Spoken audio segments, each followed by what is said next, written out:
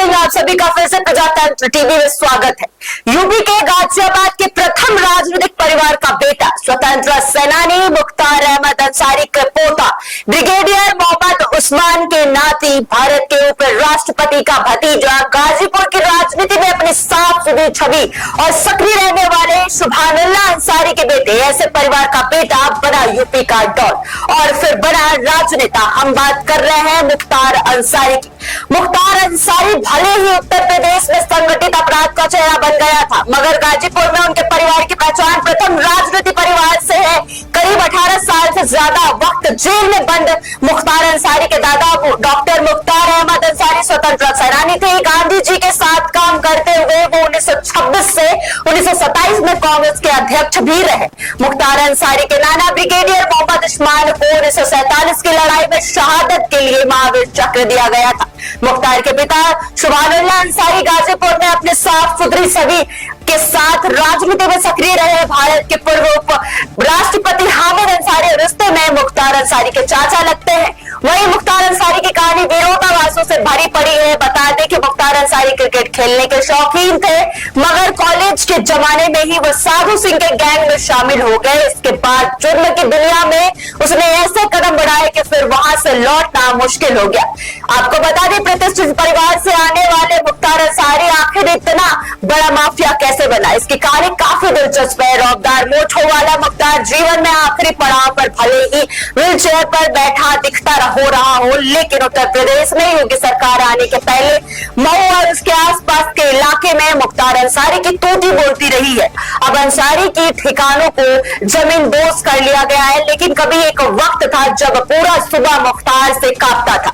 वह बीजेपी को छोड़कर उत्तर प्रदेश की हर बड़ी पार्टी में शामिल रहा। यही वजह रही कि वह 24 साल से लगातार यूपी के विधानसभा पहुंचता रहा। साल 1996 में बीएसपी के टिकट पर जीत पहली बार विधानसभा में पहुंचने वाले मुख्तार अंसारी ने साल 2002, 2007, 2012 और फिर 2017 में भी मऊ से जीत हासिल की। इसमें से आखिरी 3 चुनाव अलग अलग जेलों में बंद रहते हुए उसने लड़ा था और जीता था। राजनीति की ढाल ने मुख्तार को जुर्म की दुनिया का सबसे खतरनाक चेहरा बना दिया था और हर संगठित अपराध में उसकी जड़ें गहरी होती चली गई। सियासी अदावत से ही मुख्तार अंसारी का नाम बड़ा हुआ। साल 2002 में मुख्तार की जिंदगी को हमेशा के लिए बदल दी। इस साल बीजेपी ने विधायक कृष्णानंद राय ने अंसारी परिवार के पास साल 1985 से रही गाजीपुर की मोहम्मदाबाद विधानसभा सीट छीन ली थी। यह बात मुख्तार अंसारी को नागवारा गुजरी। इसके बाद कृष्णानंद राय विधायक के तौर पर अपना कार्यकाल पूरा नहीं कर सके और 3 साल बाद यानी 2005 में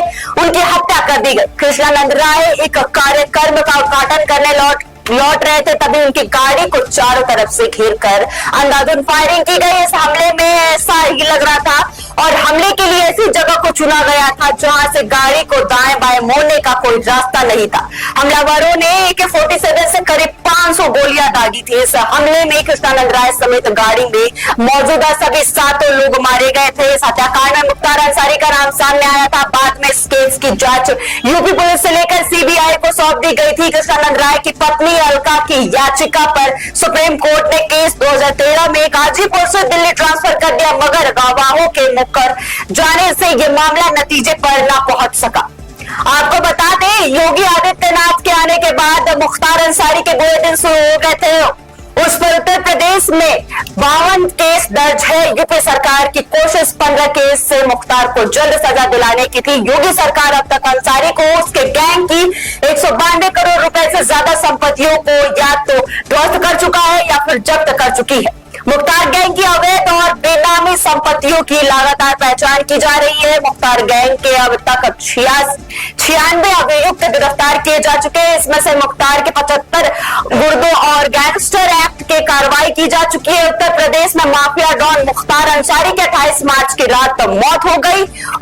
उन्हें दिल का दौरा पड़ने पर बांदा के अस्पताल में भर्ती कराया गया था, जहां इलाज के दौरान उनकी मौत हो गई। डॉक्टर के मुताबिक हार्ट अटैक की शिकायत पर उसे यहाँ लाया गया था। हालांकि परिवार के लोग इस मौत का साजिश बता रहे हैं। यूपी सरकार मुताबिक हत्या गैंगस्टर के आरोपों वाले 7 केस के मुख्तार अंसारी सजायाफ्ता था और और उस पर अभी करीब 61 मामलों में ट्रायल चल रहा था। मुख्तार एक केस में गवाह भी था। हालांकि 3 केस मुख्तार के जीवन का टर्निंग पॉइंट साबित हुआ। पुलिस और परिवार की माने तो जेल में मुख्तार की मौत बड़ी वजह 3 केस बताई जा रही है। 17 साल से अधिक समय तक जेल में रहे मुख्तार अंसारी और उनके गैंग के खिलाफ नई दिल्ली, पंजाब के अलावा यूपी के मऊ, वाराणसी, लखनऊ, आजमगढ़, बाराबंकी, चंदौली, सोनभद्र, आगरा और गाजीपुर में मुकदमे दर्ज है। मुख्तार के खिलाफ सबसे ज्यादा 22 मुकदमे गाजीपुर जिले में दर्ज है। माफिया डॉन मुख्तार अंसारी 25 अक्टूबर 2005 से जेल में बंद था। मुख्तार और उनके गैंग के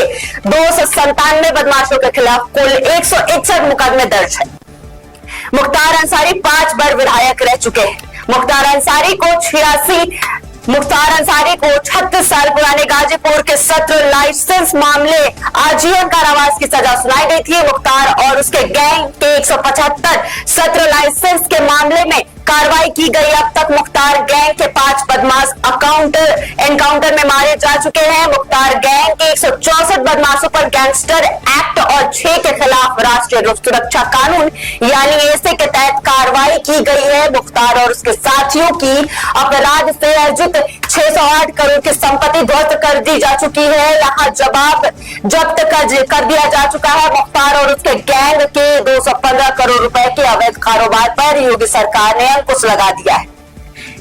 3 ऐसे केस हैं जिसे मुख्तार अंसारी के मरने के पीछे की वजह बताई जा रही है। आइए केसों के बारे में जानते हैं, उनके बारे में चर्चा करते हैं। पहला, उसरी चिट्ठी केस, जिसमें परिवार हत्या की वजह बताया जाता है। गाजीपुर के मोहम्मदाबाद विधानसभा में एक गांव है उर्सी चिट्ठी। 2001 में यहां पर पंचायत चुनाव के दौरान मुख्तार अंसारी पर हमला हुआ था। मुख्तार उस वक्त मऊ के विधायक थे। इस हमले में 2 लोगों की मौत हो गई थी। मुख्तार समेत 7 लोग घायल हुए थे।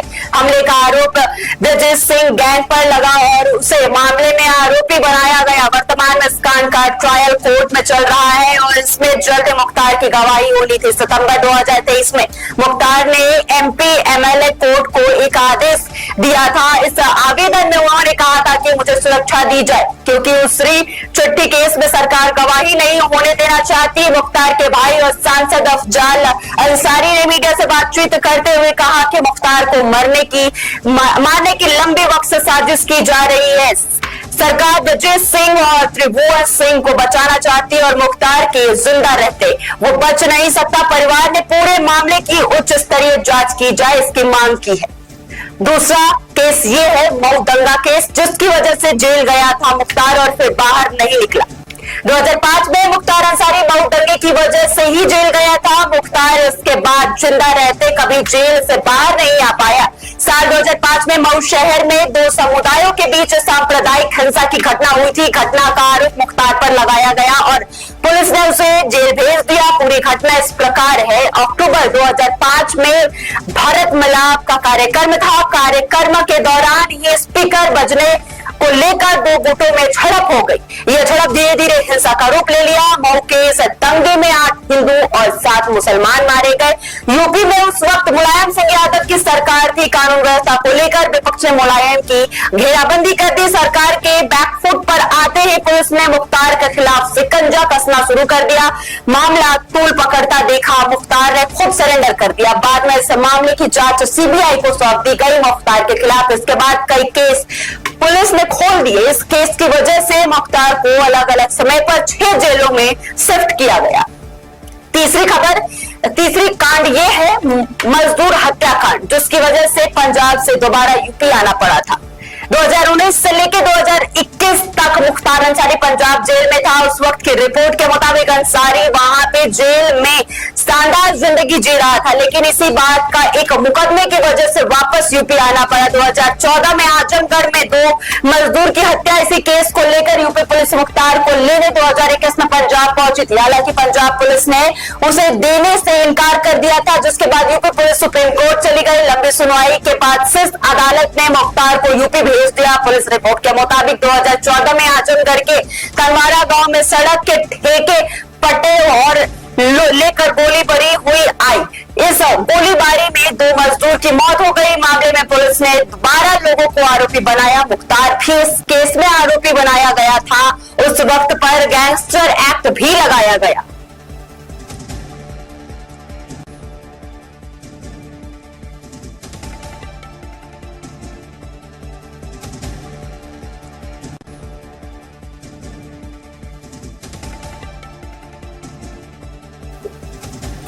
ऐसे ही तमाम खबरों को देखने के लिए प्रजातंत्र टीवी के साथ जुड़े रहे।